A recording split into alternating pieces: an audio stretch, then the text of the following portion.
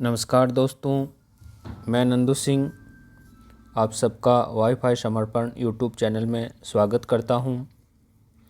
आज हम पढ़ेंगे राष्ट्रपति। देखिए, राष्ट्रपति से संबंधित जो महत्वपूर्ण सवाल है उनसे संबंधित हमारी आज की टेस्ट सीरीज है। राष्ट्रपति को लेकर के जितने भी महत्वपूर्ण सवाल हैं उनके कंप्लीट यहाँ सवाल मिल जाएंगे दोस्तों आपको। तो हमारी जो आज की टेस्ट सीरीज़ होगी वो राष्ट्रपति पे होगी। इससे पहले हमारी जो टेस्ट सीरीज़ थी, टेस्ट क्विज जो चल रही थी, इंडियन हिस्ट्री के ऊपर पूरी कंप्लीट आपको टेस्ट क्विज और उनसे संबंधित जो वेरी इम्पोर्टेंट सवाल है वह आपको चैनल की प्लेलिस्ट में जाएंगे आप वाईफाई समर्पण की, तो वहाँ आपको इंडियन हिस्ट्री टेस्ट सीरीज़ नाम से प्लेलिस्ट है, वहाँ आपको पूरे मिल जाएंगे, या फिर आप लिंक को प्रेस करके भी डिस्क्रिप्शन से प्राप्त कर सकते हैं। यदि पॉलिटिकल की बात करें तो राष्ट्रपति से पहले जो भारत का संविधान है, भारत के संविधान से संबंधित सवाल, उसके जो मूल कर्तव्य है, नीति निर्देशक तत्व है, मूल अधिकार है, और भी उनसे जो संविधान से संबंधित महत्वपूर्ण सवाल है आप टेस्ट सीरीज़ फर्स्ट में जाकर के देख सकते हैं। पॉलिटिकल की ये टेस्ट सीरीज़ है, ये राष्ट्रपति को लेकर के अति महत्वपूर्ण सवालों की है। तो दोस्तों हम शुरू करते हैं, और शुरू करने से पहले मेरा निवेदन है कि दोस्तों यदि अब तक आपने चैनल को सब्सक्राइब नहीं किया है तो सब्सक्राइब ज़रूर कर लें। साथ में जो बेल आइकन का एक निशान है, बेल आइकन बना हुआ है, उसको भी प्रेस कर लें ताकि जो नेक्स्ट वीडियो है उसका आपको नोटिफिकेशन भी मिलता रहे। और दोस्तों आपके कितने सवाल सही हो रहे हैं आप ज़रूर कमेंट करके बताएं, आपके कितने सवाल सही हो रहे हैं। तो आइए हम शुरू करते हैं टेस्ट सीरीज़। देखिए, पहला सवाल, भारत के राष्ट्रपति पर महाभियोग चलाने के लिए कम से कम कितने दिन पूर्व सूचना देना आवश्यक होता है। देखिए, यदि भारत के राष्ट्रपति पर महाभियोग चलाना है, महाभियोग के प्रक्रिया के तहत ही राष्ट्रपति को हटाया जाता है, तो महाभियोग चलाने के लिए कम से कम कितने दिन पहले राष्ट्रपति को सूचना देना ज़रूरी है। जिस पर महाभियोग चलाया जा रहा है उसे कितने दिन पहले सूचित करना ज़रूरी है। ऑप्शन ए में 21 दिन, बी में 14 दिन, सी में 7 दिन, डी में 30 दिन। तो बताइए यहाँ सही आंसर क्या होगा कि भारत के राष्ट्रपति को जब हटाना हो तो एक महाभियोग प्रक्रिया के तहत हटाया जाता है, तो महाभियोग चलाने से पहले कितने दिन पहले सूचना देना ज़रूरी है। बहुत अच्छा सवाल है दोस्तों, बताइए आप सही आंसर क्या होगा इसका। आप वीडियो को पॉज करके आप रोक करके बताइए, आप सोच सकते हैं। साथ में कॉपी और पेन दोस्तों ज़रूर साथ में रखें ताकि आप नोट करते रहें कि पहले सवाल में आपकी कौन सा सही था या गलत था, दूसरे सवाल में कैसा हुआ, तीसरे सवाल में कैसा हुआ। आप अपना मूल्यांकन अच्छी तरह से कर सकते हैं। तो आइए हम हल करते हैं कि भारत के राष्ट्रपति पर जो महाभियोग चलाने के लिए कम से कम उसे 14 दिन पूर्व सूचित करना आवश्यक होता है। बी सही होगा। और दोस्तों ये भी यहाँ ध्यान रखना कि ये वो अपने जब चुनाव लड़ता है तो 14 दिन का उसे प्रचार के लिए भी 14 दिन का ही समय मिलता है, और ऐसी जो सूचित भी उसे 14 दिन पूर्व ही करना होता है। तो बी सही होगा। सवाल संख्या दूसरा, अनुच्छेद 108 के तहत लोकसभा और राज्यसभा की संयुक्त बैठक आहूत की जाती है। ये कौन बुलाता है। आहूत का अर्थ होता है बुलाना। तो अनुच्छेद 108 के तहत लोकसभा और राज्यसभा की संयुक्त बैठक कौन बुलाता है। ए में लोकसभा अध्यक्ष द्वारा, बी में प्रधानमंत्री द्वारा, सी में राज्यसभा सभापति द्वारा, डी में राष्ट्रपति द्वारा। तो बताइए यहाँ पे आप वीडियो को पॉज करके कॉपी और पेन साथ में रखें दोस्तों, कॉपी पेन आप साथ में रखें, अपना मूल्यांकन करता रहें, आप साथ साथ में कॉपी में लिखते रहें कितने सवाल आपके सही हो रहे हैं। तो अनुच्छेद 108 के तहत लोकसभा और राज्यसभा की बैठक को कौन बुलाता है। बहुत ही अच्छा सवाल है, अति महत्वपूर्ण सवाल है ये। बताइए दोस्तों यहाँ। तो देखिए, जो लोकसभा और राज्यसभा की संयुक्त बैठक की आहूत की जाती है, ये जो बुलाता है, आहूत करने का अर्थ होता है यहाँ बुलाना, तो यह राष्ट्रपति द्वारा ही की जाती है दोस्तों। सही आंसर डी होगा, राष्ट्रपति के द्वारा। जबकि दोस्तों लोकसभा अध्यक्ष तो बैठक की अध्यक्षता करता है। सवाल दूसरा यहाँ ये भी बनता है कि लोकसभा और राज्यसभा की संयुक्त बैठक की अध्यक्षता कौन करता है। तो अध्यक्षता तो लोकसभा अध्यक्ष ही करता है, लेकिन बुलाता कौन है? बुलाता राष्ट्रपति है। तो यहाँ विकल्प डी सही होगा, राष्ट्रपति। सवाल संख्या तीसरा देखिए, निम्नलिखित में से राष्ट्रपति किसकी नियुक्ति नहीं करता है। देखिए, सवाल ये पूछा गया है कि राष्ट्रपति किसकी नियुक्ति नहीं करता है। दोस्तों कॉपी और पेन साथ में रखें आप, और साथ साथ में आप लिखते रहें। कमेंट करके ज़रूर बताएं कितने सवाल सही हो रहे हैं। तो राष्ट्रपति किसकी नियुक्ति नहीं करता? ए प्रधानमंत्री, बी राज्यपाल, सी उपराष्ट्रपति, डी मुख्य निर्वाचन आयुक्त। तो बताइए कि राष्ट्रपति किसकी नियुक्ति नहीं करता है। सवाल यह है, सभी की नियुक्ति करता है, लेकिन यह किसकी नियुक्ति नहीं करता है। तो एक ऐसा वह विकल्प ऑप्शन कौन सा है जो यहाँ सही आंसर देगा। तो दोस्तों राष्ट्रपति नियुक्ति की हम बात करें, देखिए राष्ट्रपति की नियुक्ति की हम बात करें तो राष्ट्रपति प्रधानमंत्री की भी नियुक्ति करता है, राज्यपाल की भी करता है, और मुख्य निर्वाचन आयुक्त की भी करता है। तो फिर नियुक्ति किसकी नहीं करता है? यहाँ सही आंसर होगा उपराष्ट्रपति की। दोस्तों उपराष्ट्रपति की नियुक्ति नहीं करता है। उपराष्ट्रपति चुना जाता है, निर्वाचित होता है। लोकसभा और राज्यसभा के सदस्यों के द्वारा उपराष्ट्रपति निर्वाचित होता है। बाकी सभी की नियुक्ति राष्ट्रपति द्वारा की जाती है। यहाँ तीनों विकल्पों में राष्ट्रपति के द्वारा की जाती है, लेकिन यहाँ विकल्प सी सही होगा, उपराष्ट्रपति होगा। यहाँ उपराष्ट्रपति निर्वाचित होता है। सवाल संख्या चौथा, राष्ट्रपति राज्यसभा में मनोनीत कर सकता है। देखिए सवाल ऐसा पूछा गया है कि राष्ट्रपति राज्यसभा में मनोनीत कर सकता है, यानी कितने सदस्यों को राष्ट्रपति राज्यसभा में मनोनीत करता है। ए में 10 सदस्य, बी में 12 सदस्य, सी में 2 सदस्य, डी में 1 सदस्य। तो बताइए आप, कॉपी और पेन साथ में रहे, लिखते भी रहे हैं आप। तो राष्ट्रपति राज्यसभा में कितने सदस्य मनोनीत कर सकता है? राष्ट्रपति राज्यसभा में कितने सदस्य मनोनीत कर सकता है? बहुत अच्छा सवाल है। आप बताइए दोस्तों, वीडियो को पॉज करके, रोक करके आप बताइए, आप सोच करके उत्तर दीजिए। साथ में कमेंट करके बताइए कितने सवाल आपके सही हो रहे हैं। तो दोस्तों राष्ट्रपति राज्यसभा में जो मनोनीत करता है वह 12 सदस्यों को करता है। कितने सदस्यों को? 12 सदस्यों को। देखिए, जो 2 सदस्य लोकसभा में मनोनीत करता था, एंग्लो इंडियन, लेकिन दोस्तों अब 2020 के बाद में ये हटा दिया गया है। ये 2030 के लिए 126वां संविधान संशोधन में इसे नहीं बढ़ाया गया था। 126वां विधेयक था और 104वां संविधान संशोधन था, उसमें एंग्लो इंडियन का आरक्षण नहीं बढ़ाया गया है। तो 2020 के बाद में लोकसभा में जो 2 सदस्य मनोनीत करता था, अब वो नहीं करेगा, और 12 सदस्य मनोनीत राज्यसभा में किया जाते हैं। तो यहाँ सही आंसर होगा बी सही होगा, बी सही होगा। सवाल संख्या 5वां देखिए, भारत का राष्ट्रपति बनने के लिए इनमें से कौन सी योग्यता होनी चाहिए। देखिए, भारत का राष्ट्रपति बनने के लिए इनमें से कौन सी योग्यता होनी चाहिए। यदि राष्ट्रपति का चुनाव लड़ना है तो कौन सी योग्यता होनी चाहिए। देखिए, ए वह भारत का नागरिक हो, वह लोकसभा सदस्य बनने की योग्यता रखता हो, उसकी आयु न्यूनतम 35 वर्ष हो, उपयुक्त सभी।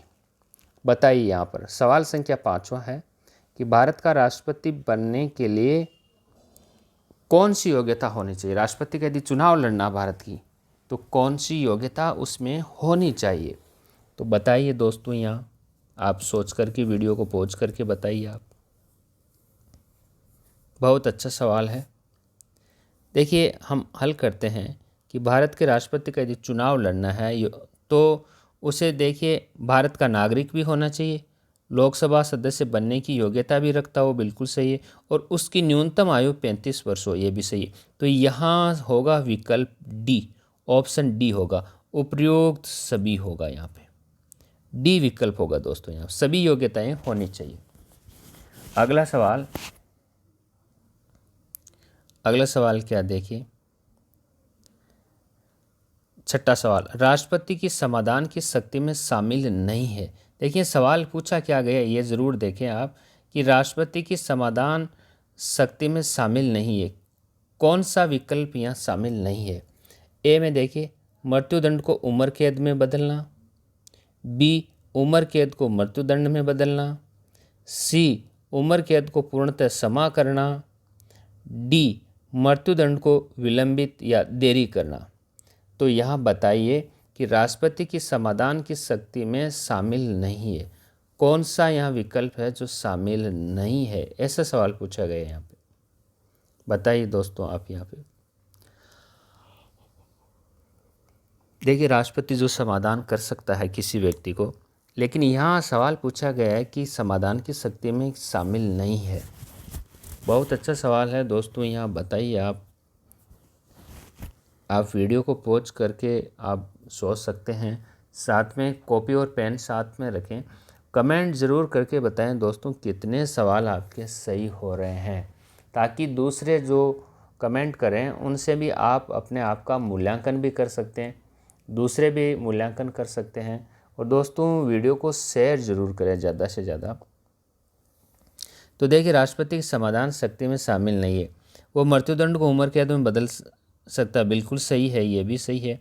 दूसरा मृत्युदंड, उम्र कैद को मृत्युदंड में बदलना, ये दोस्तों नहीं है, बी में। यहाँ ये होगा कि उम्र कैद को मृत्युदंड में बदलना, ये नहीं है। उम्र कैद में वो पूरी तरह से क्षमा कर सकता है, बिल्कुल सही बात है, और मृत्युदंड में देरी भी कर सकता है, ये भी सही है, और मृत्युदंड को उम्र कैद में भी बदल सकता है, लेकिन उम्र कैद को मृत्युदंड में नहीं बदल सकता। मृत्युदंड को उम्र कैद को मृत्युदंड में बदलना, ये शक्ति उसे नहीं है। तो यहाँ बी विकल्प सही होगा दोस्तों, बी विकल्प सही होगा। कौन सा? बी सही होगा, यहाँ पे बी सही होगा ये यहाँ पे।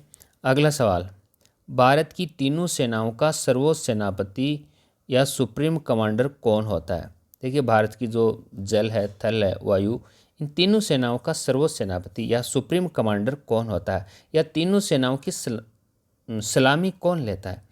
ए में देखिए, ए ऑप्शन में उपराष्ट्रपति, बी में राष्ट्रपति, सी में प्रधानमंत्री, डी में थल सेनाध्यक्ष। तो यहाँ आप बताइए कि सुप्रीम कमांडर कौन है? देखिए काफ़ी आसान सवाल है ये। तो भारत की तीनों सेनाओं का जो सर्वोच्च सेनापति होता है दोस्तों, या सुप्रीम कमांडर होता है, वह उपराष्ट्रपति ही होता है। तो यह यहाँ बी विकल्प सही होगा यहाँ पे। अगला सवाल देखें, यदि राष्ट्रपति एवं उपराष्ट्रपति अक्षम अथवा उनकी मृत्यु कार्यकाल में हो जाती है तो कार्यकारी राष्ट्रपति कौन होंगे? देखिए सवाल क्या है, यदि राष्ट्रपति और उपराष्ट्रपति दोनों ही अक्षम हो, या उनकी कार्यकाल के दौरान मृत्यु हो जाए, या वह त्यागपत्र दे, कोई भी ऐसा कारण हो जाए, तो राष्ट्रपति और उपराष्ट्रपति दोनों का पद खाली हो जाए, तो ऐसे में कार्यकारी राष्ट्रपति के रूप में कौन होंगे? देखिए ए में सर्वोच्च न्यायालय का मुख्य न्यायाधीश, बी में प्रधानमंत्री, सी में कानून मंत्री, डी में महान्यायवादी। तो बताइए आप कि यदि राष्ट्रपति और उपराष्ट्रपति दोनों अक्षम हो, तो ऐसे में कौन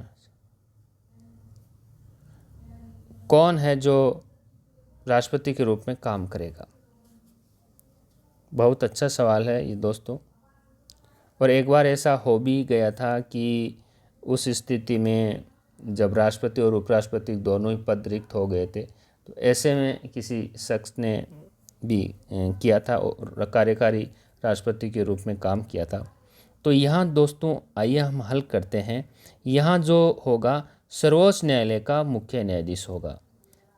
ए विकल्प सही होगा। यहाँ सर्वोच्च न्यायालय का मुख्य न्यायाधीश ही राष्ट्रपति के रूप में काम करेगा। कार्यकारी राष्ट्रपति के रूप में सर्वोच्च न्यायालय का मुख्य न्यायाधीश। यदि सर्वोच्च न्यायालय का मुख्य न्यायाधीश का पद रिक्त है तो जो भी कोई अन्य कार्यवाहक मुख्य न्यायाधीश है वह कार्य करेगा, यानी सीनियर न्यायाधीश काम करेगा। अगला सवाल, राष्ट्रपति अपना त्यागपत्र किसे प्रस्तुत करता है? देखिए, राष्ट्रपति अपना त्यागपत्र किसको देता है? ये नवा सवाल है। ए उपराष्ट्रपति, बी मुख्य न्यायाधीश, सी प्रधानमंत्री, डी लोकसभा अध्यक्ष। बताइए कि राष्ट्रपति अपना त्यागपत्र किससे प्रस्तुत करता है? उपराष्ट्रपति, मुख्य न्यायाधीश, प्रधानमंत्री, लोकसभा अध्यक्ष।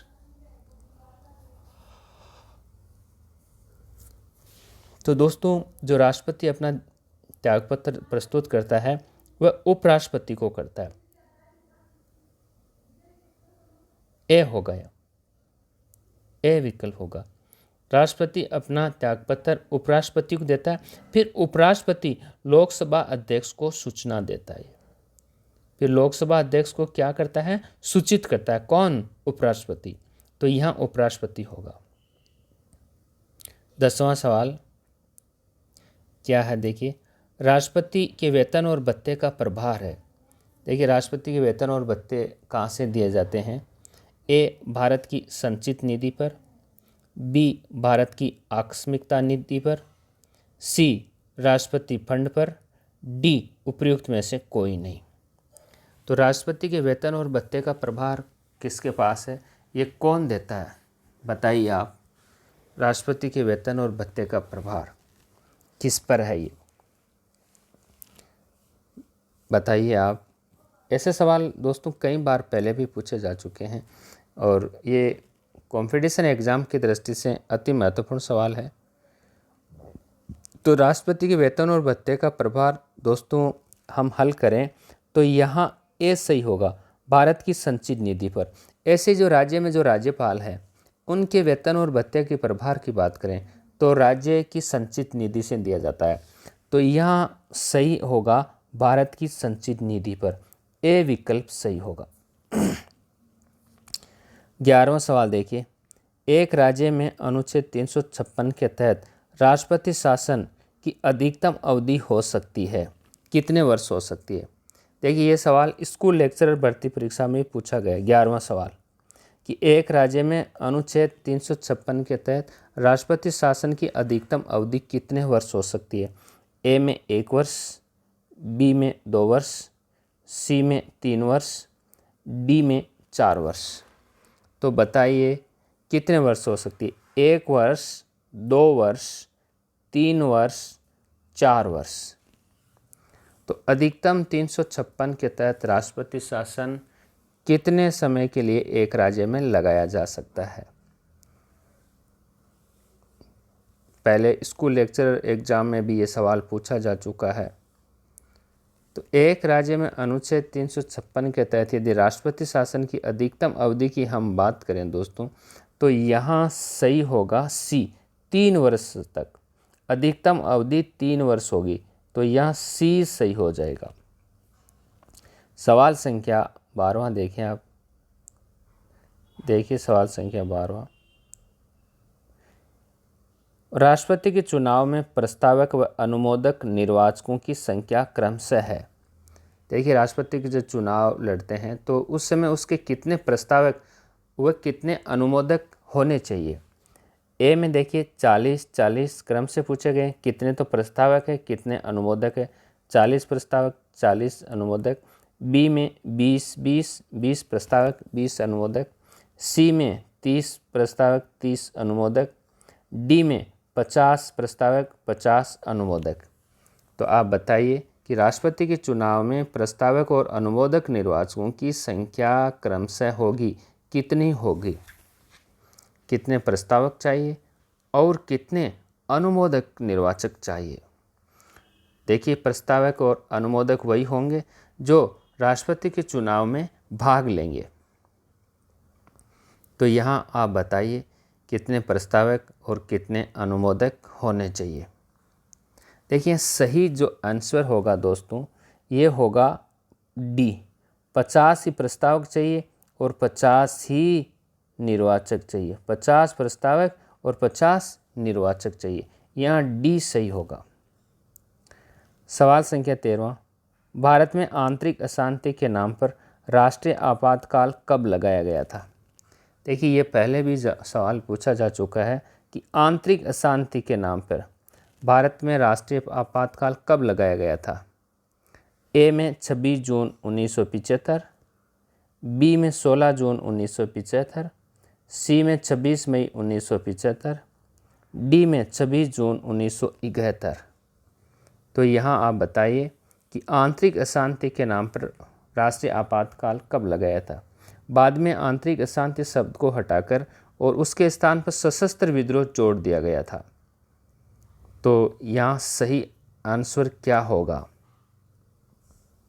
तो दोस्तों, यहाँ जो सही आंसर होगा वह इस प्रकार से होगा। देखिए, सवाल पहले भी पूछा जा चुका है कि भारत में जो आंतरिक अशांति के नाम पर, देखिए 2 बार राष्ट्रीय आपातकाल पहले लगाया था और 1 बार आंतरिक अशांति के नाम पर 3 बार राष्ट्रीय आपातकाल लगा था। तो यहाँ होगा 26 जून 1975 होगा। उस समय जो फखरुद्दीन अली अहमद थे और जो इंदिरा गांधी थी, तो उस समय यह राष्ट्रीय आपातकाल लगाया गया था। सवाल संख्या 14, कोई भी धन विधेयक किसकी अनुमति के बाद ही संसद में प्रस्तुत किया जाता है। देखिए, कोई भी धन विधेयक संसद में प्रस्तुत करना हो तो किसकी अनुमति के बाद ही प्रस्तुत किया जाता है। ए में प्रधानमंत्री, बी में राष्ट्रपति, सी में लोकसभा अध्यक्ष, डी में उपराष्ट्रपति। तो बताइए आप, कोई भी धन विधेयक किसकी अनुमति के बाद ही संसद में प्रस्तुत किया जाता है। देखिए, बहुत अच्छा सवाल है ये।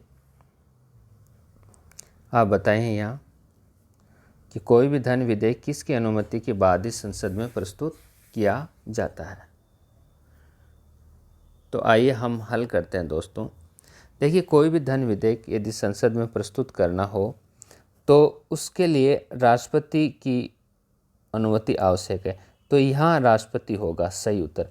लेकिन धन विधेयक है या नहीं है, ऐसा फैसला दोस्तों कौन करता है। सवाल यदि इसी सवाल को ऐसे पूछा जाए कि धन विधेयक है या नहीं, ये फैसला कौन करता है, तो ऐसी स्थिति में लोकसभा अध्यक्ष करता है।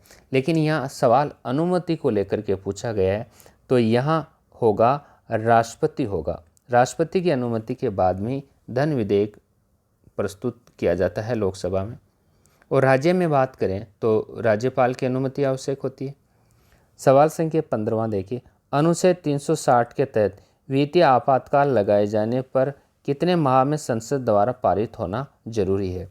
देखिए, अनुच्छेद 360 के तहत वित्तीय आपातकाल लगाया जाता है, लेकिन ये लगाए जाने के कितने माह में संसद के द्वारा पारित होना जरूरी है, अनुमोदित होना जरूरी है। तो ए विकल्प में 1 माह, बी में 3 माह, सी विकल्प में 2 माह, डी में 6 माह। तो यहाँ आप बताइए वित्तीय आपातकाल लगाए जाने पर कितने माह में संसद द्वारा पारित होना जरूरी है। ये सवाल पहले दोस्तों एलडीसी भर्ती परीक्षा में भी ये सवाल पूछा जा चुका है। इसके अलावा अन्य भी कई एग्जाम में ये सवाल पूछा जा चुका है। कई बार रिपीट हुआ है ये सवाल। बहुत अच्छा सवाल है दोस्तों, आप आराम से सोच के बताइए आप। तो देखिए, अनुच्छेद 360 में तो क्या है, वित्तीय आपातकाल। 352 में राष्ट्रीय आपातकाल है। 356 में राज्य में संवैधानिक रूप से शासन नहीं चल रहा है, तो राज्य में राष्ट्रपति शासन है। ठीक है, तो ऐसे में यहाँ 360 को लेकर के सवाल पूछा गया। तो यहाँ सही विकल्प होगा सी, 2 माह में। दोस्तों यहाँ ध्यान रखना, 2 माह में पारित होना जरूरी है। सी विकल्प सही होगा यहाँ पे। सवाल संख्या 16 देखिए, निम्नलिखित में से किसने राष्ट्रपति बनने से पूर्व लोकसभा अध्यक्ष पद पर भी कार्य किया था। दोस्तों यह सवाल एसएससी जीडी में पूछा गया था। एसएससी जीडी के एग्जाम में यह सवाल पूछा गया था कि निम्नलिखित में से किसने राष्ट्रपति बनने से पूर्व लोकसभा अध्यक्ष पद पर भी कार्य किया था। देखिए, ऐसे राष्ट्रपति जो पहले लोकसभा अध्यक्ष भी रह चुके हैं। ए में वीवी गिरी, बी में राधाकृष्णन, सी में नीलम संजीव रेड्डी, डी में वेंकट रमन। तो यहाँ सही विकल्प क्या होगा, सही ऑप्शन क्या होगा कि जिन्होंने लोकसभा अध्यक्ष पद पर भी कार्य किया था। तो आइए हम यहाँ हल करते हैं दोस्तों। सवाल क्या है, देखिए सवाल राष्ट्रपति बनने से पहले लोकसभा अध्यक्ष पद पर भी रह चुके हैं। तो ऐसे राष्ट्रपति कौन थे, उनका क्या नाम है। तो आइए हम हल करते हैं। देखिए, लोकसभा अध्यक्ष पद पर जिन्होंने कार्य किया था ये थे नीलम संजीव रेड्डी। यहाँ सही विकल्प सी होगा दोस्तों, नीलम संजीव रेड्डी। सवाल संख्या 17 देखिए आप, पोस्ट ऑफिस बिल पर किस राष्ट्रपति ने जेबी विटो का प्रयोग किया था। देखिए, जो 3 प्रकार की विटो पावर होते हैं राष्ट्रपति के पास, तो जेबी विटो का किसने प्रयोग किया था और ये पोस्ट ऑफिस बिल पर किया था। ए में देखिए के.आर. नारायण, बी में वेंकट रमन, सी में वीवी गिरी, डी में ज्ञानी जैल सिंह। किसने पोस्ट ऑफिस बिल पर राष्ट्रपति ने जेबी विट्टो का प्रयोग किया था, बताइए आप। बहुत अच्छा सवाल है दोस्तों ये। जेबी विट्टो वह पावर होता है कि उसके ऊपर न तो सहमति न मनाही, किसी भी प्रकार की कोई न तो सहमति देना न मना करना, और एक तरह से पॉकेट में डाल करके भूल जाना, इसे ये समझिए आप। तो पोस्ट ऑफिस बिल पर जेबी विट्टो का प्रयोग किसने किया था। यहाँ सही विकल्प होगा डी, ज्ञानी जैल सिंह। ज्ञानी जैल सिंह होगा दोस्तों यहाँ पे। सवाल संख्या 18 देखिए आप, क्या है, वे सर्वोच्च न्यायालय के न्यायाधीश जिन्होंने कार्यवाहक राष्ट्रपति के पद पर कार्य किया था। देखिए, सर्वोच्च न्यायालय के ऐसे न्यायाधीश जिन्होंने कार्यवाहक राष्ट्रपति के रूप में भी कार्य किया है, ऐसे कौन थे। देखिए, ए में मोहम्मद हिदायतुल्लाह, बी में बी.डी. जत्ती, सी में जाकिर हुसैन, डी इनमें से कोई नहीं। ये सवाल दोस्तों पहले आरएस एग्ज़ाम में पूछा जा चुका है। आरएस में ये सवाल पहले पूछा जा चुका है, ये सवाल कि वे सर्वोच्च न्यायालय के न्यायाधीश जिन्होंने कार्यवाहक राष्ट्रपति के रूप में भी कार्य किया था। तो बताइए ऐसे कौन थे। बहुत अच्छा सवाल है दोस्तों यहाँ पे। देखिए, ये सवाल पहले भी आ चुका है कि जब राष्ट्रपति और उपराष्ट्रपति दोनों के पद रिक्त हो तो मुख्य न्यायाधीश, सर्वोच्च न्यायालय का जो मुख्य न्यायाधीश होता है वही राष्ट्रपति के रूप में कार्य करता है।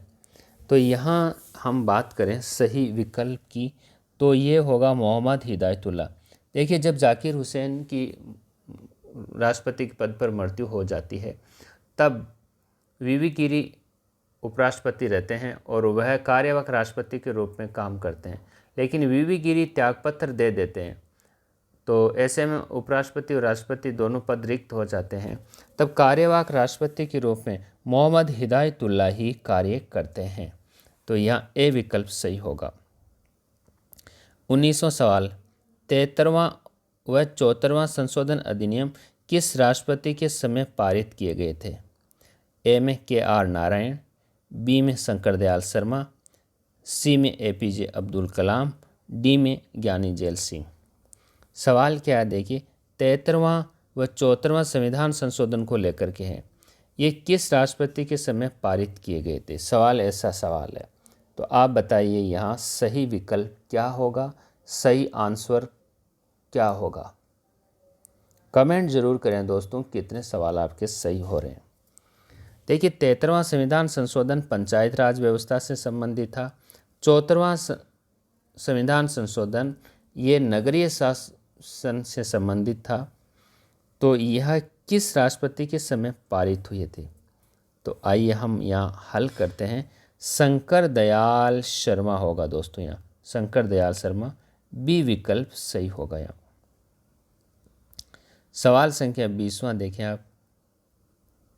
दूसरी वरीयता की गणना के आधार पर किसको राष्ट्रपति पद के लिए निर्वाचित घोषित किया गया था?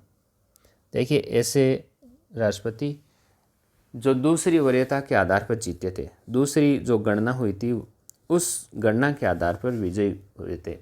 और दोस्तों यहाँ इनको 50% मत न मिलने पर भी विजयी घोषित किया गया था। तो यह कौन थे? ए में जाकिर हुसैन, बी में वीवी गिरी, सी में फखरुद्दीन अली अहमद, डी में नीलम संजीव रेड्डी।